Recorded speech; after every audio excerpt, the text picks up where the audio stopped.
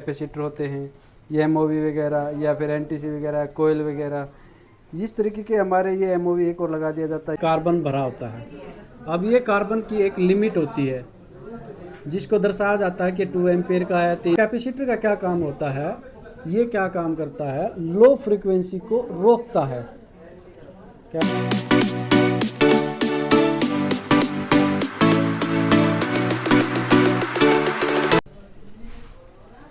Hello students, आप सभी का एबीसी टेक इंस्टीट्यूट में आपका स्वागत है। मैं दीपक एलईडी ट्रेनर आज आपको इस एलईडी टीवी की जो पावर सप्लाई होती है उसके बारे में बताऊंगा। तो जैसे कि आप पावर सप्लाई आप चाहे किसी भी बोर्ड की ले लो, चाहे आप एक नॉन स्मार्ट की बोर्ड की ले लो या एक आप स्मार्ट बोर्ड की ले सकते हो, या ये भी अपना एक स्मार्ट बोर्ड है, या फिर कोई भी अपना जैसे सैमसंग की पीसीबी है इसका ले लो। तो पावर सप्लाई का मेथड जो होता है वो सब में एक जैसा होता है। तो इन सब में भी जैसे कि अपना ये देख रहे हो कनेक्टर होता है, यहाँ पर अपना फ्यूज़ लगता है, ये नॉन पोलराइज कैपेसिटर होते हैं, ये एमओवी वगैरह या फिर एनटीसी वगैरह, कोयल वगैरह, इस तरीके के हमारे ये एमओवी एक और लगा दिया जाता है। ये ब्रिज रेक्टिफायर लगा दिया जाता है। अगर आप ये तो हमारा हो गया जो अलग से पावर सप्लाई होती है, इसका लॉजिक कार्ड अलग होता है। लेकिन इसके अलावा अगर आप एक इस बोर्ड में लेके चलते हो तो जैसे इसके अंदर भी देखते हो ये कनेक्टर है, ये फ्यूज है, इधर हमारा ये कैपेसिटर है और एमओवी निकला हुआ है, और ये हमारी ये हमारी लाइन फिल्टर कोयल है। इसके बाद ये ब्रिज रेक्टिफायर है जिससे जो हमारा एसी से डीसी करेगा, और एक कैपेसिटर है। और इसी प्रकार एक नॉन स्मार्ट बोर्ड भी अगर आप लेते हो, जैसे इसके अंदर भी हमारा कनेक्टर हो गया, फ्यूज हो गया, या एनटीसी या कैपेसिटर या कोयल एमओवी जो भी होता है हमारा, या ब्रिज रेक्टिफायर हो गया, तो ये सब का एक जैसा होता है। तो इसमें ये कोई बात नहीं होती कि आप जो सप्लाई के बारे में सीख रहे हो तो आप किस चीज़ की सीख रहे हो। तो जब आप सप्लाई के बारे में सीखते हो तो ये सप्लाई आपकी, चाहे आप मोबाइल का अडेप्टर ले लो या लैपटॉप का अडेप्टर ले लो, या हमारी एसी का या एलईडी टीवी का या ई रिक्शा चार्जर वगैरह का, आप किसी भी चीज़ की सप्लाई देखोगे तो सबके अंदर एक जैसा मेथड यूज़ होता है। तो ये मेथड कैसे यूज़ होता है आज आपको पूरा का पूरा बोर्ड के अंदर ऊपर आपको समझाऊंगा, आपको सिखाते हैं। तो जैसे कि हेडिंग डाल देता हूँ पावर सप्लाई। तो इस पावर सप्लाई के अंदर कौन कौन से कंपोनेंट लगे होते हैं, कौन सा कंपोनेंट क्या काम करता है, यह आज आपको प्रॉपर रूप से बताता हूँ। तो सबसे पहले हमारा क्या होता है, ये हमारा कनेक्टर होता है जिसके अंदर हमारी एसी इनपुट की जाती है, जहाँ पर हमारी लाइन और न्यूट्रल होती है। लाइन को हम फेस भी बोलते हैं, फेस जिसको एफ से डिनोट किया जाता है। तो यहाँ से जब लाइन और न्यूट्रल का कनेक्टर लगा दिया जाता है तो इन कनेक्टरों के बीच जो कंपोनेंट आते हैं, सबसे पहले हमारा कौन सा कंपोनेंट आता है, तो हमारे एसी सेक्शन में सबसे पहले जो कंपोनेंट आता है, तो हमारे कुछ कंपोनेंट ऐसे आते हैं जिसको फ्यूज बोलते हैं, एमओवी बोलते हैं या एनटीसी बोलते हैं। ये कंपोनेंट क्या कहलाते हैं, ये एसी प्रोटेक्शन के कंपोनेंट कहलाते हैं। जब भी कोई हमारी हाई वोल्टेज आ जाती है या अचानक डिम लाइट आ जाती है, या कोई बिजली हमारी जैसे आसमान में कड़कती बिजली गिर जाती है तो उसके कारण हाई वोल्टेज होती है, तो प्रोटेक्शन कैसे होती है, किस प्रकार उससे बचा जाता है। तो सबसे पहले हमारा जो कंपोनेंट लगता है, ये हमारा कंपोनेंट जो होता है ये फ्यूज होता है। अब ये कंपोनेंट हर एक डिवाइस के अनुसार, जैसे एलईडी टीवी में लगा है तो यह हमारा 3.3 का एम्पियर का होता है, एसी के अंदर लगाओगे तो ये 10 एम्पियर तक का यूज हो जाएगा, ई रिक्शा चार्जर के अंदर लगाओगे तो 5 एम्पियर तक का हो जाएगा। तो ये कंपोनेंट हमारा एम्पियर के हिसाब से लगता है। तो क्या होता है कि एम्पियर के हिसाब से क्यों लगता है, जब भी यहाँ से वोल्टेज इस साइड से इस साइड जब जाएगी तो ये डिनोट करता रहेगा कि किस फ्रीक्वेंसी में हमारी एसी आगे जा रही है, कितने एम्पियर में वो आगे जा रही है। अगर इससे ज़्यादा अगर हाई एम्पियर से एसी इसके अंदर से गुजरेगी तो खुद को ये ओपन कर लेगा, जिससे एसी सर्किट बंद हो जाएगा और आगे का सेक्शन में जो भी फॉल्ट होगा, प्रॉब्लम होगी, वो जलने से बच जाएगा। तो यहाँ पर एक ट्रैक पर तो अपना क्या लगता है, फ्यूज लगता है। दूसरे ट्रैक पर अपना क्या लगता है, ये हमारा एनटीसी लगता है। एनटीसी हमारा इसी प्रकार का एक कैपेसिटर एमओवी की तरह दिखने वाला एक पार्ट होता है जो हमारा सीरीज के अंदर लगता है। इसके अंदर क्या होता है, एक वेरिएबल रजिस्टर होती है। ये एक थर्मिस्टर पार्टी का कंपोनेंट होता है जो अपनी क्या करता है, वैल्यू को कम ज़्यादा करता रहता है। ये थर्मिस्टर का मतलब आप समझते हो कि ये हमारा थर्मल पावर की तरह मतलब एक तापमान पर काम करता है, जिससे हमारा क्या होता है, अगर इसके अंदर से जब एसी गुजर रही होती है, जब एसी हमारी एक हद से ज़्यादा है कि हद मतलब जितना एम्पियर का ये होता है उस एम्पियर से अगर ज़्यादा की इसके अंदर से एसी गुजरेगी तो ये क्या होता है, गर्म होता है। और गर्म होने पर ये रजिस्टर क्या कर लेती है, अपने आप को ब्रेक कर लेती है। जैसे ये भी हमारा क्या होता है कि एक फ्यूज की भांति काम करता है। यहाँ पर दूसरे ट्रैक पर हमारा एनटीसी लगता है। अब यहाँ पर तो हमारा एनटीसी लगा है, एलईडी टीवी के अंदर तो एनटीसी लगता है, लेकिन अगर आप फ्रिज की देखोगे या एसी की देखोगे तो यहाँ पर आपको पीटीसी भी लगा मिल सकता है। तो उसके बाद हमारा जो नेक्स्ट कंपोनेंट जो होता है वो कंपोनेंट हमारा कौन सा आता है, वो एक एमओवी आता है। एमओवी कैसे काम करता है, तो ये एमओवी भी हमारा इसी तरीके का होता है जो आपको एनटीसी की तरह दिखेगा। ये आपके ग्रीन कलर के या ब्लू कलर के या फिर आपको ब्लैक कलर के दिखाई देंगे। बट इसके अंदर डिफरेंस क्या होगा, जो एनटीसी जो होगा वो हमारा सीरीज में लगता है और एमओवी क्या होगा, ये पैरेलल में लगेगा। और एनटीसी क्या होगा, हमारा बीप देगा और प्लस में सम वैल्यू देगा। जैसे कि ये एमओवी जो हमारा एनटीसी जो होता है ये बीप प्लस सम वैल्यू देता है। वैल्यू अपनी कितनी होती है, 8 से 10 ओम तक आएगी, ज़्यादा से ज़्यादा, इससे ज़्यादा की वैल्यू नहीं आएगी।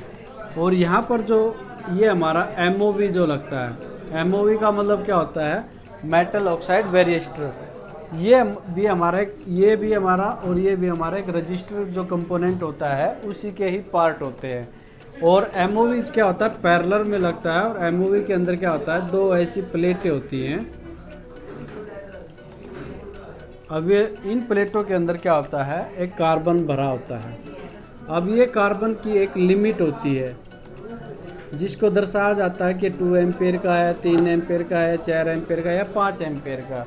अब जब यहाँ पर ये हमारा एमओवी लगता है तो इसके सिरे से हमारी क्या होती है, लाइन एंड न्यूट्रल चलती है। तो ये यहाँ पर ये प्लेट सेंस करती है और गर्म होती रहती है। जब यहाँ पर हमारी 3 से या 4 से मतलब जितने एम्पेयर का ये लगा होता है उस एम्पेयर से ज़्यादा की वोल्ट यहाँ से गुजर रही होती है, तो इसके बीच में जो हमारी ये प्लेट लगी होती है तो ये ज़्यादा गर्म हो जाती है। गर्म होने के बाद क्या होता है, इसके अंदर का जो मेटल जो हमारा कार्बन पदार्थ भरा होता है जल जाता है। और जलने के बाद क्या होता है, ये आपस में टच हो जाती है, जिससे टच हो जाने पर ये शॉर्ट हो जाता है। शॉर्ट होने के बाद क्या होता है, ये हमारा फ्यूज़ या एनटीसी ओपन हो जाता है। और एनटीसी ओपन होने के बाद क्या होता है, मतलब हमारा लाइन कट हो जाती है। तो इस प्रकार से एक एमओवी हमारा काम करता है।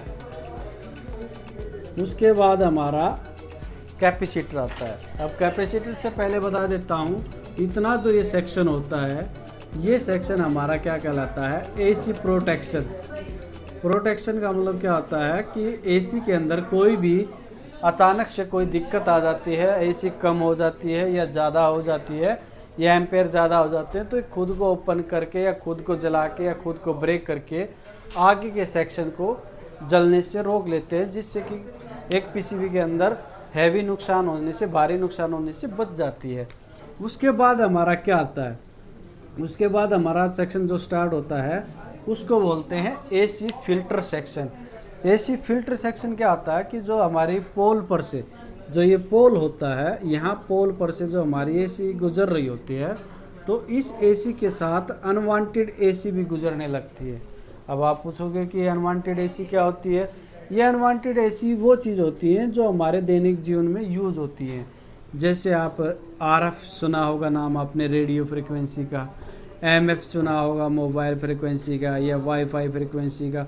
जो जितने प्रकार की जो फ्रिक्वेंसी होती हैं, जब ये करंट के साथ आती हैं तो ये इसके साथ बहने लगती हैं, जिसके कारण हमारे टीवी के अंदर या किसी भी डिवाइस के अंदर क्या होता है, आवाज़ आने लगती है, घूं घूं की आवाज़ आने लगती है या पिक्चर में वाइब्रेट होने लगती है। तो ये हमारी इन फ्रिक्वेंसी के कारण ही होती है। अब इन फ्रिक्वेंसी को एसी से अलग करना होता है, तो इनसे अलग करने के लिए यहाँ पर एसी फिल्टर सेक्शन लगाया जाता है। जिसके अंदर सबसे इम्पोर्टेंट चीज़ जो होती है ये हमारा कैपेसिटर होता है। अब ये कैपेसिटर दिखता कैसे है, तो ये अब कैपेसिटर आपको ऐसा दिखेगा। ये कैपेसिटर क्या होता है, ये अपना नॉन पोलराइज कैपेसिटर होता है। कैपेसिटर दो टाइप के होते हैं, पोलराइज और नॉन पोलराइज। तो यहाँ पर एक नॉन पोलराइज यानी NPC capacitor, non polarise capacitor यहाँ पर लगेगा। तो नॉन पोलराइज कैपेसिटर यहाँ पर लगता है। तो ये कैसे काम करता है, अब जैसे कि आप देखते हैं हमारी AC की जो फ्रिक्वेंसी होती है वो 55 हर्ट्ज होती है। और इसके अलावा अगर आप आप इनकी देखोगे, RF की रेडियो फ्रिक्वेंसी, मोबाइल फ्रिक्वेंसी या वाईफाई फ्रिक्वेंसी, ये जो नेटवर्क फ्रिक्वेंसी जो देखते हो, इनकी फ्रिक्वेंसी क्या होती है, हज़ारों से 10,000 20,000 तक इनकी फ्रिक्वेंसी पहुंच जाती है। तो ये जो फ्रिक्वेंसी होती है ये लो फ्रिक्वेंसी होती है, और ये जो हाई फ्रिक्वेंसी होती है इसको क्या बोलते हैं, हाई फ्रिक्वेंसी। तो कैपेसिटर का क्या काम होता है, ये क्या काम करता है, लो फ्रिक्वेंसी को रोकता है। क्या करता है, ये लो फ्रिक्वेंसी को रोकता है और हाई फ्रिक्वेंसी को बाईपास कर देता है। हाई फ्रिक्वेंसी को क्या करेगा, ये बाईपास कर देगा।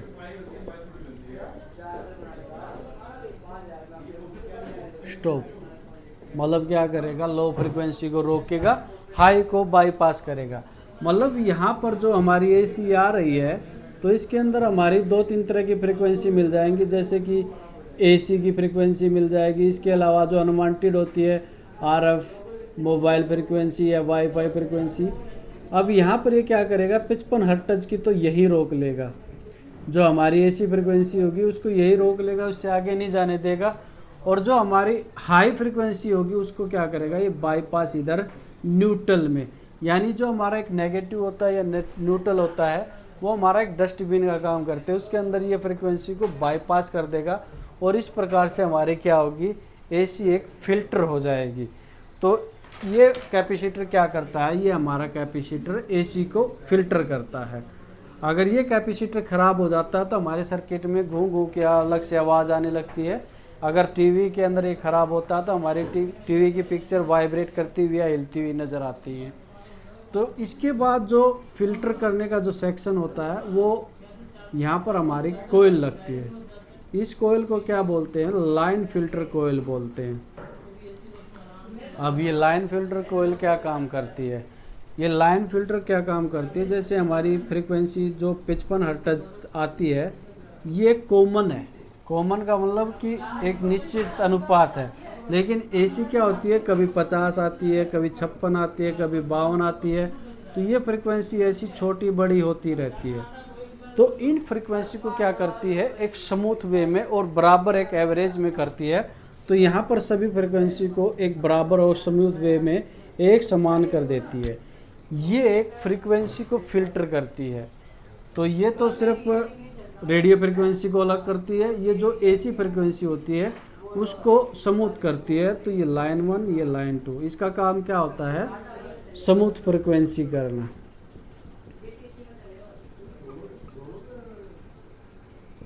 तो इस प्रकार से ये क्या काम करती है, स्मूथ फ्रीक्वेंसी करती है। तो ये जो दो पार्ट जो हमने लगाए हैं, ये हमारा क्या होता है, इतना जो सेक्शन होता है, ये कैपेसिटर और ये इधर तक हमारा कौन सा सेक्शन होता है, ये हमारा AC फिल्टर का सेक्शन होता है। यहाँ पर हमारे AC वोल्टेज को फिल्टर किया जाता है। इसके बाद जो AC आती है वो हमारी क्या होती है, यूज़ करने के योग्य होती है। अब इस AC को DC में कन्वर्ट करने के लिए यहाँ पर ब्रिज रेक्टिफायर लगाया जाता है। ब्रिज रेक्टिफायर यहाँ पर, इस ब्रिज रेक्टिफायर के अंदर मतलब ये हमारा फुल वेव का ब्रिज रेक्टिफायर होगा, जिसके अंदर हमारे 4 डायोड का यूज किया जाता है। ये ब्रिज रेक्टिफायर क्या करेगा, हमारा AC टू DC कन्वर्ट करेगा। तो ये AC टू DC कन्वर्ट करने के बाद यहाँ पर जो, जैसे ये हमारा एनोड हो गया, ये कैथोड हो गया, ये कैथोड, ये एनोड, ये एनोड, ये कैथोड, ये कैथोड और ये एनोड। मतलब जिस सिरे पर पहले एनोड बैठा होता है इसका नाम होता है पॉजिटिव, और जिस सिरे पर कैथोड होता है ये नेगेटिव होता है। तो जो यहाँ पर पहले बैठा होता है तो वो आगे उसी सिग्नल को ही निकलने देता है। तो यहाँ पर पहले एनोड यानी पॉजिटिव है तो यहाँ पर सिर्फ पॉजिटिव सिग्नल ही निकलेंगे, तो यहाँ पर पॉजिटिव ही बाहर निकलेंगे। यहाँ पर कैथोड बैठा तो यहाँ से सिर्फ नेगेटिव ही मिलेंगे। यहाँ पर एनोड है पॉजिटिव तो पॉजिटिव मिलेंगे, और यहाँ पर हमारा नेगेटिव मिलेगा। अब आगे जाके क्या कर लिया जाता है, इन पॉजिटिव को एक कर लिया जाता है और नेगेटिव को एक कर लिया जाता है।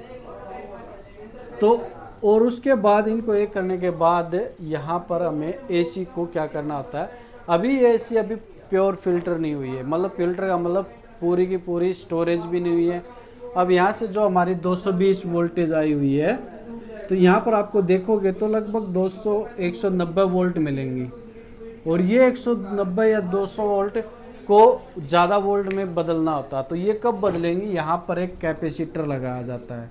अब यहाँ पर प्योर फिल्टर कैपेसिटर लगाया मतलब एसी और डीसी को प्योर डीसी बनाने के लिए कैपेसिटर लगाया जाता है, जिसको एमएफसी बोला जाता है। अब ये कैपेसिटर अपना 450 वोल्ट से लेकर 500 वोल्ट तक और 68 यूएफडी से लेकर 100 यूएफडी तक यूज होता है एलईडी टीवी के अंदर। अब यहाँ पर जो 190 वोल्ट थी तो ये कैपेसिटर उसका 1.5 गुना से ज़्यादा उसको स्टोरेज करता है। मतलब इसकी अगर 1.5 गुना करोगे तो ये लगभग अपना 310 से 320 वोल्ट तक यहाँ पर देखने को मिलेंगी। अगर आप यहाँ कैपेसिटर नहीं लगाते हो तो ये 190 के वोल्ट के अराउंड मिलेंगी। अगर आप यहाँ कैपेसिटर लगाते हो तो यहाँ पर 310 से 320 वोल्टेज यहाँ पर देखने को मिलेंगी। तो यहाँ जब ये डायोड जो लगता है ये जब डीसी बनाता है तो ये प्योर डीसी नहीं होती है। इसको प्योर डीसी करने के लिए और इसके अंदर एक पावर पैदा करने के लिए यहाँ कैपेसिटर लगाया जाता है। कैपेसिटर के अंदर जो पावर होती है वो एमएफडी में डिनोट की जाती है। यह एमएफडी जितनी बड़ी होगी उतनी ज़्यादा पावर ये इकट्ठी कर सकता है। तो इस प्रकार से एक हमारी पावर सप्लाई काम करती है। अब पावर सप्लाई के अंदर आप कभी देखोगे तो किसी के अंदर 2 कोयल मिलेंगी, किसी के अंदर 2 कैपेसिटर मिलेंगे। तो ये क्या होते हैं, ये डबल फिल्टर करने के लिए इनको लगाया जाता है। तो यहाँ पर चाहे सिंगल लगा लो चाहे डबल लगा लो तो इसी प्रकार से ये फिल्टर ही करेंगी। तो इस प्रकार से कोई भी अगर आप नॉन स्मार्ट बोर्ड ले लो या स्मार्ट बोर्ड ले लो या मोबाइल चार्जर अडेप्टर ले लो या लैपटॉप अडेप्टर ले लो या फिर कोई एसी की आप जो पावर सप्लाई का ईएमआई सेक्शन है वो ले लो, या ई रिक्शा चार्जर कंट्रोलर का जो बोर्ड होता है उसके अंदर जो पावर सप्लाई काम करती है वो ले लो, या इंडक्शन में ले लो या माइक्रोवेव में ले लो। सभी में इसी प्रकार से जो होती है हमारी एसी सप्लाई इसी प्रकार से काम करती है। तो इसी प्रकार की वीडियो पाने के लिए आप हमारे चैनल पर अगर आप नए हो तो इसको सब्सक्राइब करें और लाइक करें। और यहाँ पर अनेक प्रकार के कोर्स कराए जाते हैं, जैसे लैपटॉप का भी कराया जाता है, ई रिक्शा चार्जर कंट्रोलर का भी किया जाता है, और एसी का भी कराया जाता है, और एलईडी टीवी का भी कराया जाता है, और इसके साथ आपको आरओ का भी कोर्स कराया जाता है। इनमें से अगर आप कोई भी कोर्स अगर करना चाहते हो तो स्क्रीन पर दिए गए नंबर पर कॉल करके अपनी सीट बुक करके या फिर डेमो ले सकते हो। आप एक बार विजिट जरूर करें। धन्यवाद।